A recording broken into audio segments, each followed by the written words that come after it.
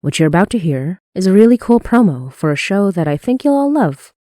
And after that, you'll get to listen to Noche Buena, or Christmas Eve, the follow-up to Hainai's mid-act finale. See you on the other side. So, if you hear this, I went walking. That probably doesn't sound that bad, right? Lola went for a walk. She'll be back soon.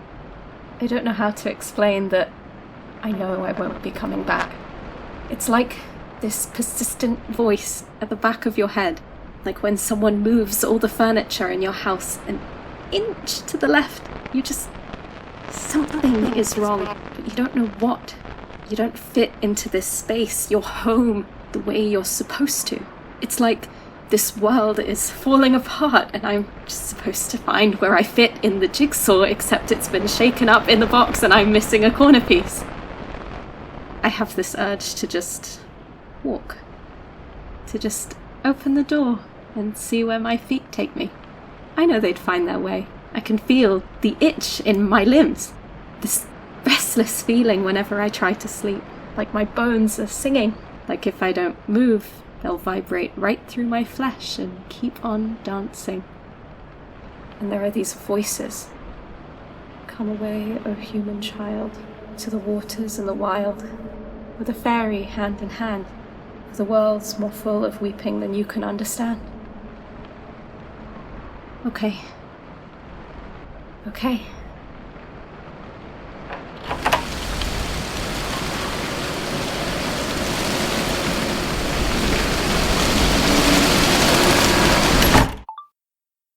The Attic Monologues is an urban fantasy horror podcast focused on fates, friends to lovers, and feathered friends. Follow us into the forest with Season 2B beginning July 31st. Hey everyone, it's Motzie. This bonus episode for October is entitled Noche Buena. And though we released this to our patrons in January, chronologically in the Hainai timeline, this actually takes place right after the last episode that you just heard, which is Pasko Part 2, or Christmas Part 2. I hope you enjoy this little story. I hope that the Patreon listeners are shocked and alarmed by how long we've been planning this, and I hope you have a wonderful Christmas season this October. Just kidding, we're not actually celebrating Christmas only in October. We do have a lot of other spooky plans this week, so please do follow the Hainai socials. That's HainaiPod, HINAYPOD. We are on Twitter, Tumblr, Instagram, and Facebook, and we are doing a lot of fun spooky stuff this month, such as really spooky gaming streams on our YouTube channel, as well as 9 to Midnight, a collaborative audio horror event involving a whole slew of horror podcast creators. Get it? Slew, because we killed people in our podcasts. In which we'll all be dropping a terrifying tale this Halloween season all at the same time. It's gonna be great. I was invited there by Harlan Guthrie, who made the fantastic Malevolent. I tell you, it was kind of wild to open my DMs and see Mr. Harlan Guthrie himself in my DMs, but it's been a great time chatting with other creators, discussing our ideas, and egging each other on when we had a really bad idea that would be really horrifying or disturbing or scary, and they were like, why not do it anyway? It's great. So make sure to follow 9 to Midnight to hear some more spooky stories from me and other wonderful creators. And without further ado, enjoy this bonus episode.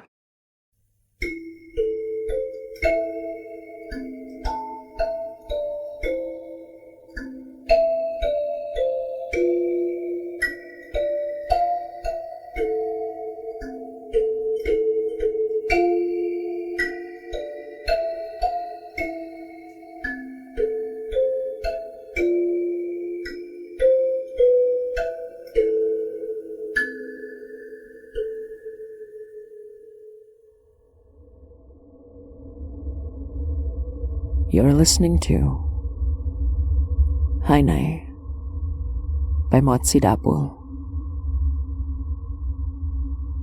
Remind me to tell you later. Noche Buena.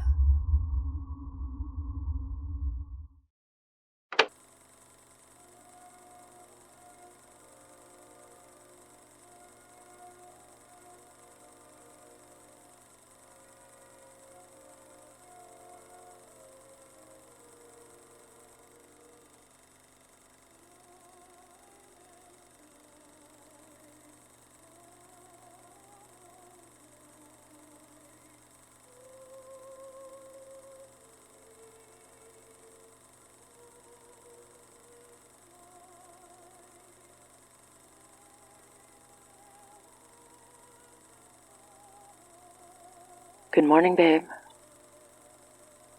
Merry Christmas.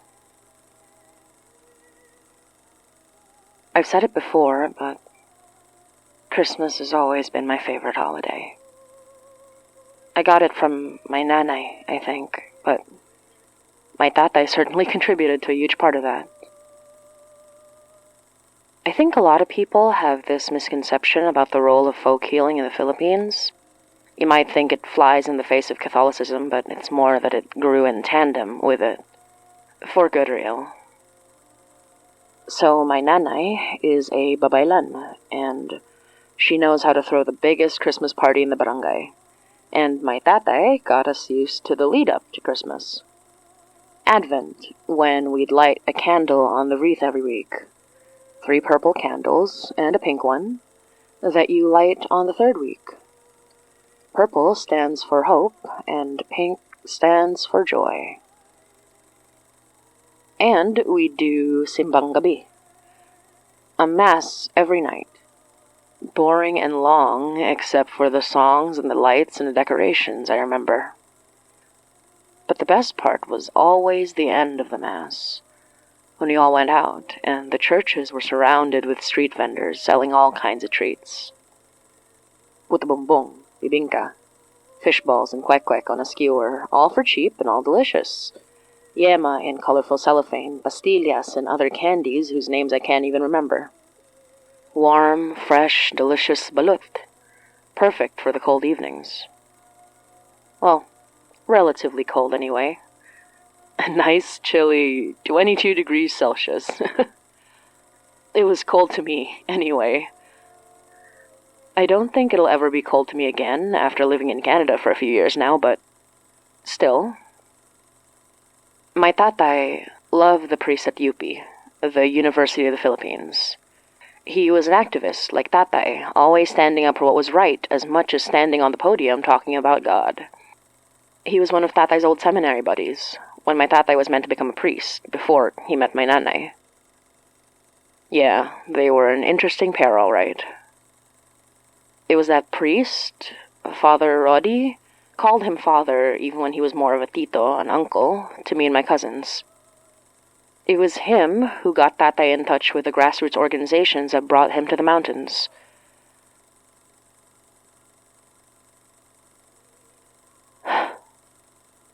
He was the one who told me what my nanay wouldn't, about what happened to tatay.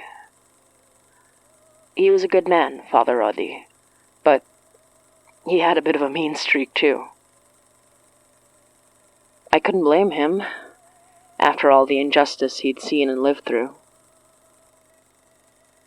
His favorite filmmaker was Lino Brocka, which is pretty scandalous considering Brocka wasn't Catholic, he was openly gay, and he had quite a few adult films to his name. But he always said he agreed with Brocka on how to deal with the unjust, the rich and the powerful and the corrupt. I think they should have been killed. I remember the sermon after tatay died, and nanay retaliated. God is good and just, he'd said. I don't know if that's true, but I try to believe it. Father Roddy had a friend, a choir master. Friend, if you know what I mean. Sir Marvin. He taught me all the old Christmas songs and a lot of the folk songs I grew up with. Back then, they'd all come to our house for the Christmas party that my parents hosted. He and Father Roddy and a few of their choir members and I would sing Christmas songs before dinner.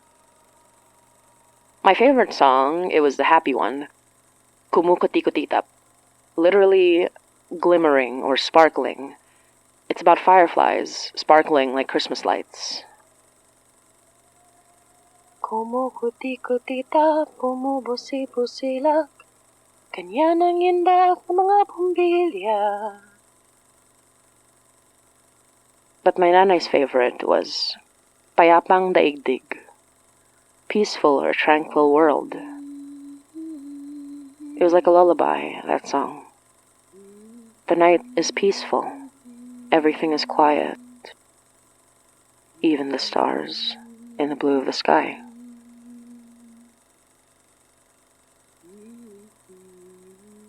I try to remember those days, before Tatay was killed. We'd spend Christmas at home with Tatay and Nanay's friends, with the community, and sometimes family would visit too. And in the dreamy space between Christmas and New Year's, we'd get in a car and drive over to Lola's barrio. Well, sort of.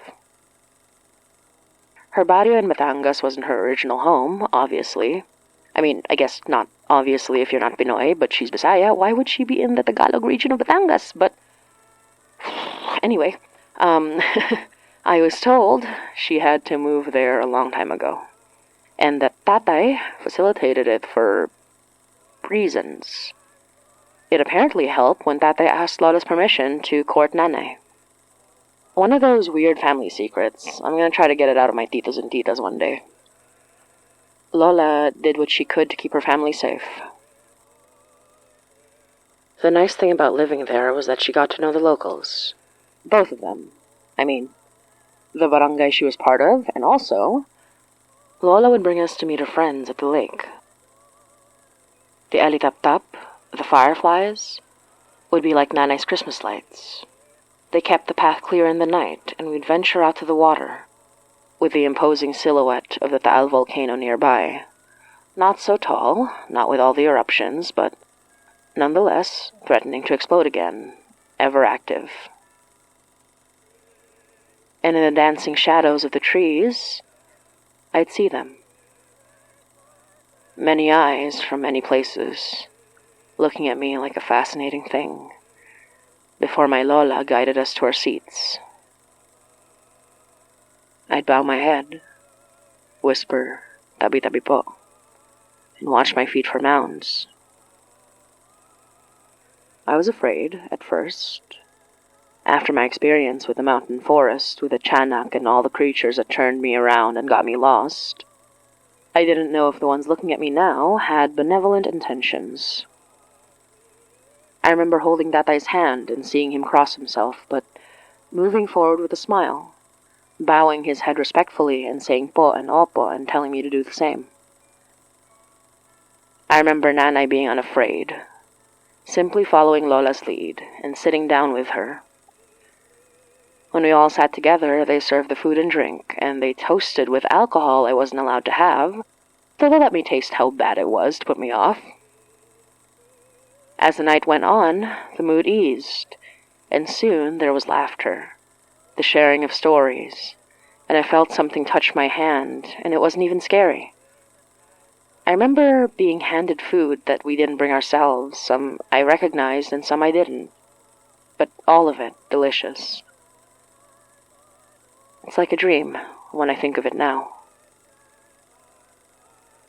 Other years, my relatives would come too, but my Lola made sure we respected the house where we were guests by cleaning up after ourselves, taking food home, and leaving good alcohol. One year, I even brought a simple parol that I made myself and hung it up on the tree where the alitap-tap played around it and made it glow. It was all Christmas in my mind, even if Christmas probably doesn't apply to Lola's friends. But they never said no to a good party, and the festivity was contagious. Even when the rest of the year got busy, once we hit September, it always felt like we were just counting down to the holidays. Christmas was an event, is what I'm saying. Party after party after party. Tiring, of course, especially with all the masses I had to attend in between, but it really helped to make the whole season feel special.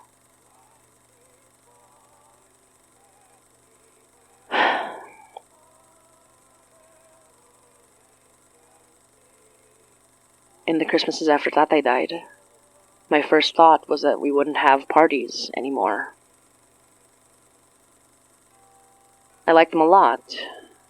I felt guilty for wanting them to happen when Tatay was gone.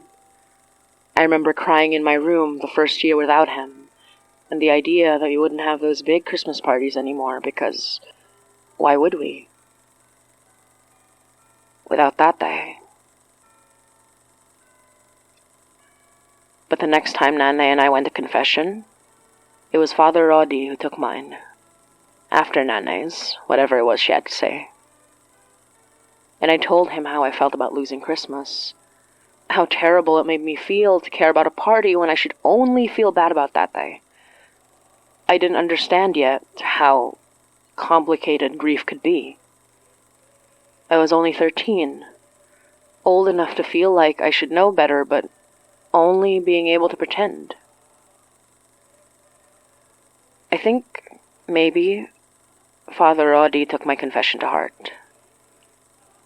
Even if priests aren't supposed to, do anything about what they hear in the confessional. But Father Roddy wasn't much for tradition. It wasn't why he became a priest. He wanted to have a voice people would listen to and change things for the better, and, well, it wasn't like he was ever planning to get married. Next thing I knew, Sir Marvin invited me to be part of his choir, and all of the lead up to Christmas, from September onward, was spent practicing for Christmas concerts. And one day, I got home, and Nanay had put up the tree. She was waiting for me to come home to decorate it. It was never quite the same without tatay, but we took Christmas to remember him, celebrate with him and his memory. We'd visit his parents' graves, then visit Lola, and spend time with her friends. During one of the Christmas concerts, I sang Payapang Daigdig. I thought I saw tatay in the crowd when I did it.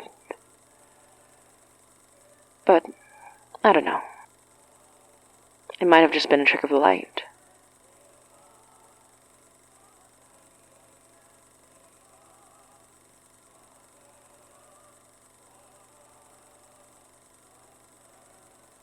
It's been a long time since it's felt like Christmas. Since I left home. Even after tatay, we still had the holidays, me and Nanay, and our community, and her friends, and tatay's friends, and our extended family. We weren't truly alone, even if there was a space tatay used to be that was never filled. But not here. Even if I've tried to pretend. Actually, this is the first Christmas I've had since I left home. With somebody I love. Maybe one day I can show you what it looked like back home.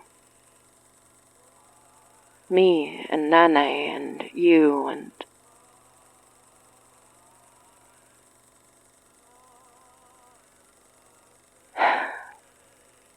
Merry Christmas, mahal.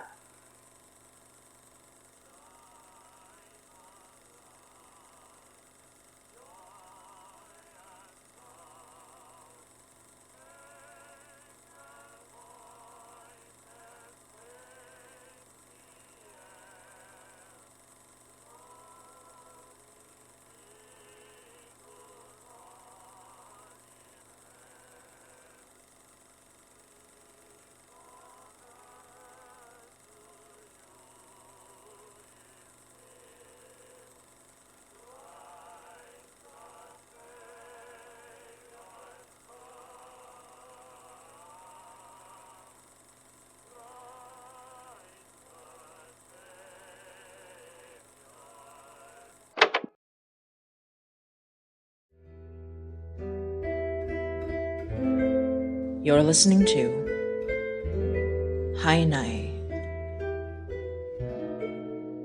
by Motzie Dapul.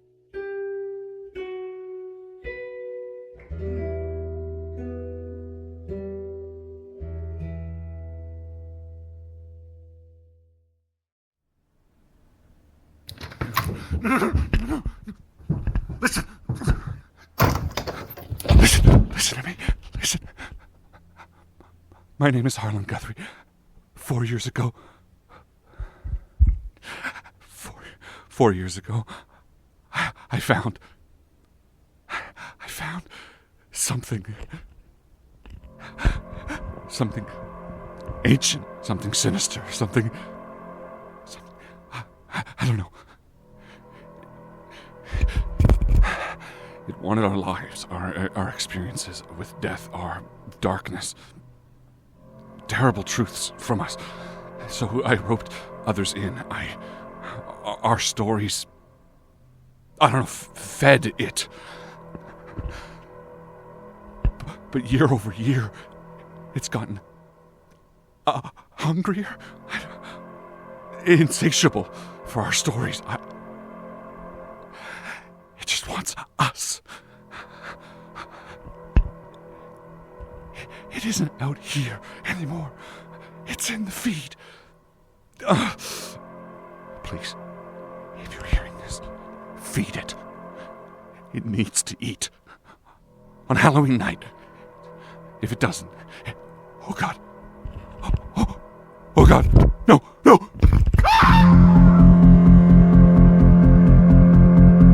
Nine to Midnight is a collaborative storytelling effort featuring over 30 shows. Watch this feed on Halloween for all hell to break loose. Subscribe wherever you get your podcasts.